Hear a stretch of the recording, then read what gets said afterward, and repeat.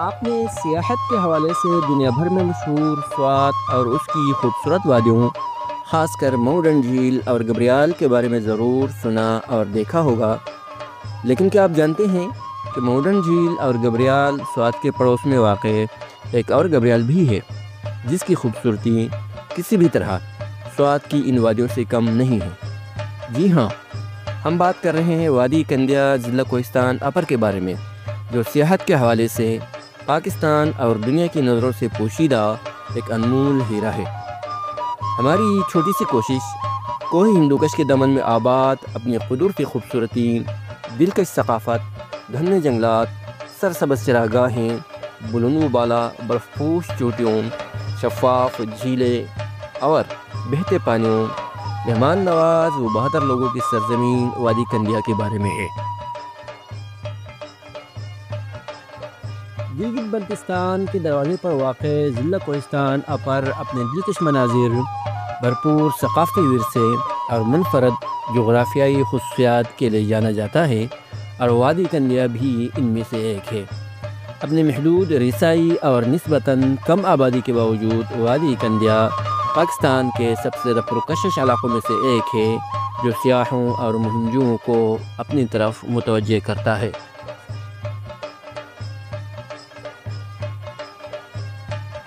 وادی کندیا کے لیے بنیادی راستہ ایک کچی سڑک ہے، جو اپر کوہستان میں برسین گاؤں کے قریب مرکزی قراقرم ہائی وے سے جدا ہوتی ہے اور کندیا خور کے ساتھ ساتھ درے میں آگے چلی گئی ہے۔ کندیا خور اپنی طاقت، پانی کی مقدار اور بہاؤ کے لحاظ سے کسی چھوٹے سے دریا سے کم نہیں ہے، اور اسے بجا طور پر دریائے کندیا کہا جا سکتا ہے۔ اپر کوہستان کے سب سے بڑے تجارتی مرکز کمیلا بازار اور پاکستان میں آج کل زیر تعمیر سب سے بڑے ڈیم داسو ڈیم کے حوالے سے مشہور داسو سے کندیا کا مرکزی گاؤں کرنگ 53 کلومیٹر کے فاصلے پر ہے۔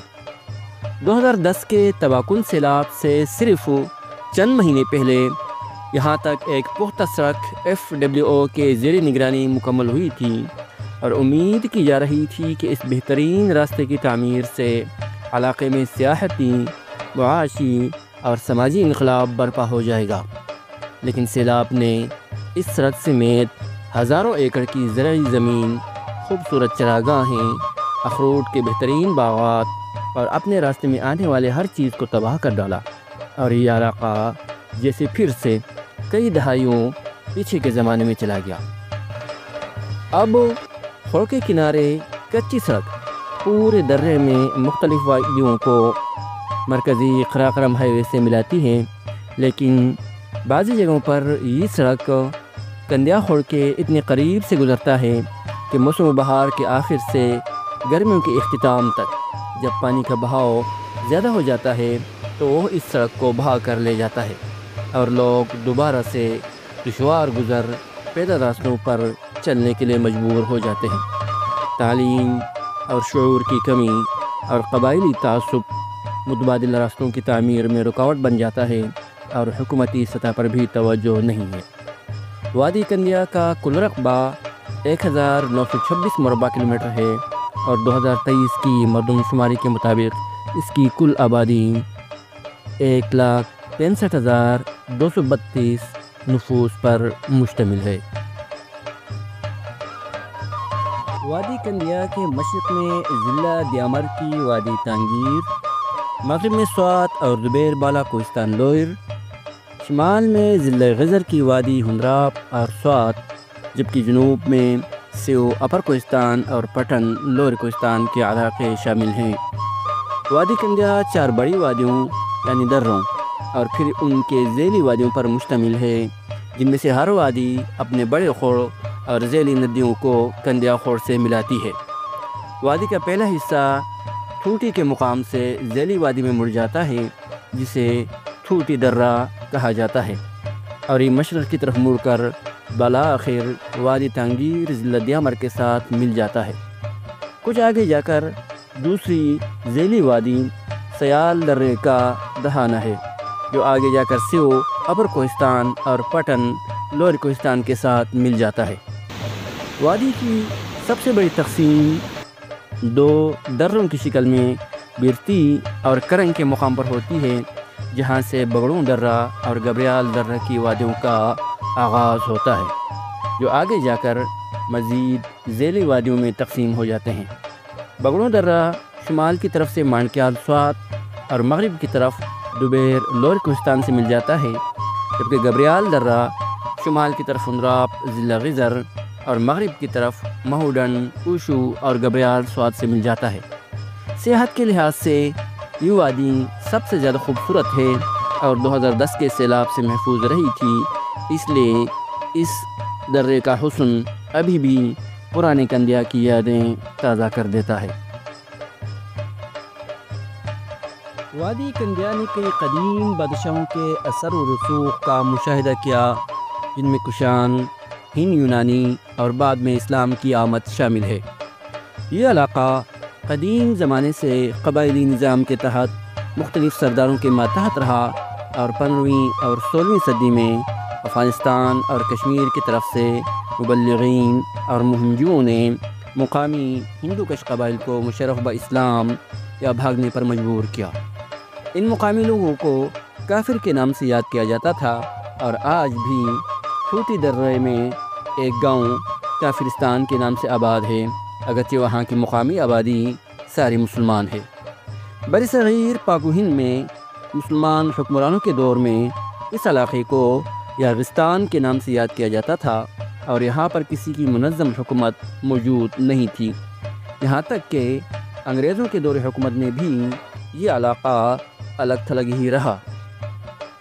ریاست سوات کی بنیاد رکھنے کے بعد والی سوات میاں گل شہزادہ عبدالودود بادشاہ صاحب نے 1940 میں کوہستان کو اپنی ریاست میں شامل کیا اور باقی اباسین کوہستان کے ساتھ ساتھ وادی کندیا میں ٹھوٹی، کرنگ اور گبریال کے مقام پر قلعے تعمیر کیے، جہاں والی صاحب کی فوج اور انتظامیہ موجود رہتی تھی۔ اس علاقے کا دارالحکومت سیدو شریف سوات سے منظم مواصلاتی رابطہ ہر وقت بحال رہتا تھا۔ یہ علاقہ دریا سندھ کے مغربی کنارے پر پہاڑوں اور وادیوں کے ساتھ ساتھ وادی تانگیر کی حدود تک ریاست سوات کے تحت آتا تھا، یہاں تک کہ ریاست کا پاکستان سے انضمام ہوا اور اس کے سارے علاقوں کی طرح کوہستان بھی پاکستان کا حصہ بن گیا۔ 1 اکتوبر 1976 کو کوہستان کو ضلع کا درجہ ملا اور کندیا تحصیل داسو کے حصے میں آیا۔ 2014 میں اس کی مزید تقسیم اپر اور لوئر کی شکل میں ہوئی تو کندیا اپر کوہستان کے حصے میں آیا اور 2020 کے بعد کندیا کو تحصیل کا درجہ ملا، اگرچہ انتظامی افسران کی تعیناتی اور دفتروں کی تعمیر وغیرہ ابھی بھی پوری طرح سے نہیں ہوئی ہے۔ کوہستان کی طرح کندیا بھی بنیادی طور پر داردک لوگوں کا خطہ ہے۔ اباسین کوہستان باقی داردک خطے سے بنیادی طور پر الگ تھلگ رہا اور یہاں بنیادی طور پر بڑی زبانیں مشرق کی طرف شینا اور مغرب کی طرف اباسین کوہستانی زبان بولی جاتی ہے، جن کو دریائے سندھ ایک دوسرے سے جدا کرتا ہے۔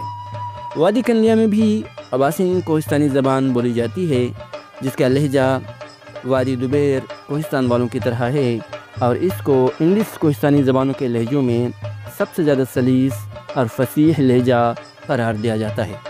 وادی میں گجر قوم بھی آباد ہے جو اپنی گوجری زبان بولتے ہیں۔ دور دراز اور ناقابل رسائی ہونے کی وجہ سے وادی کندیا کی ثقافت بہت حد تک محفوظ ہے۔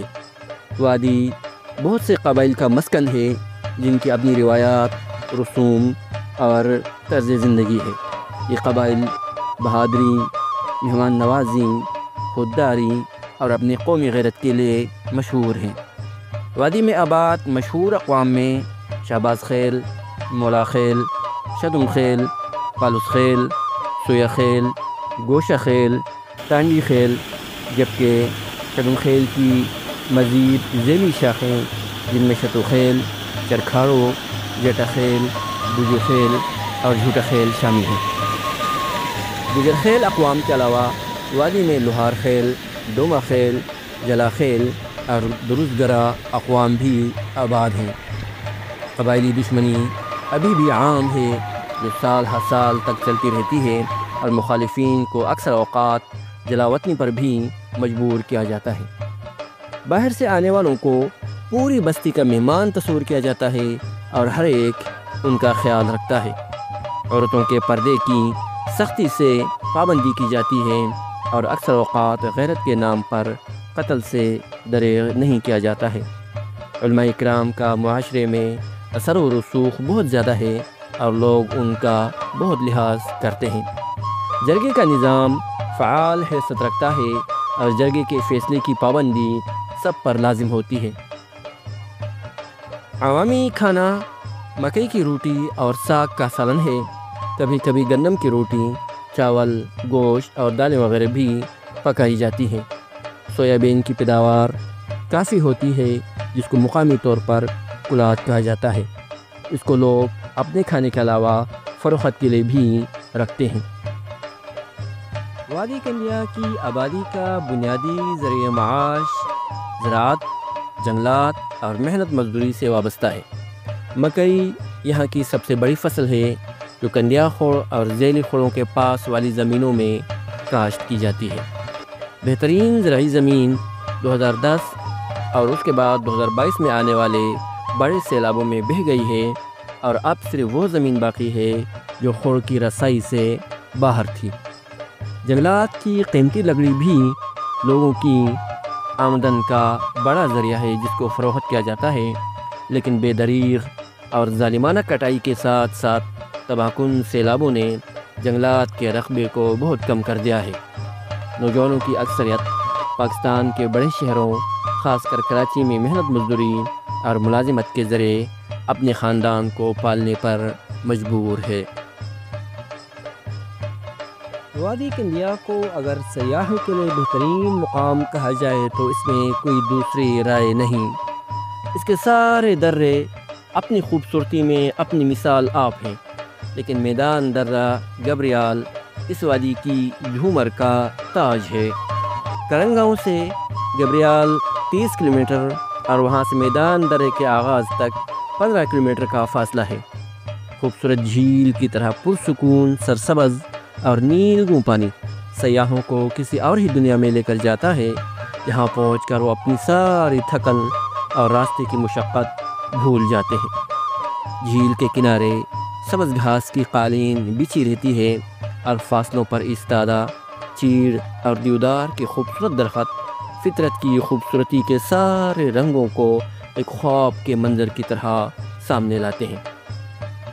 اس درے میں فلکسیر پہاڑ کا مشرقی حصہ واقع ہے، جو 5914 میٹر بلند ہے اور اپنے حسن اور چیلنجنگ شکل کی وجہ سے کیٹو کی طرح لگتا ہے۔